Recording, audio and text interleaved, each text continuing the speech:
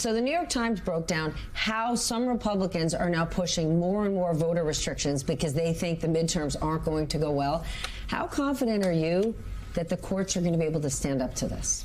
It's going to be challenging. And the reason it's going to be challenging is because every day that passes, the time frame for the courts to respond gets narrower and narrower. And so these are not going to be conclusive decisions that are made by courts. So even if you have a decision, for example, that is favorable to people having access to the ballot box, that's going to be appealed. And pending that appeal, the election may actually happen and the decision may not necessarily be in effect.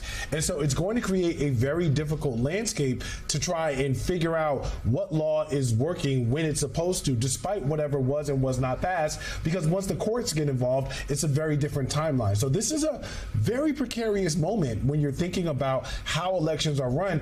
But please keep in mind that any confusion that results around this will only further the argument that many are anticipating that Donald Trump and his administration is going to make, to say this is why we need to federalize elections, this is why we need to take it out of states' hands, and why we should be in control. So don't go for that head fake. Part of that is by design. The idea is we know that confusing this is to our benefit in terms of this administration, even if for the midterms we don't get everything we want, because it still helps us in the long run with the argument that we want to make. I have less than a minute, but you have a new column out about the right's obsession with American heritage. Sure. Explain.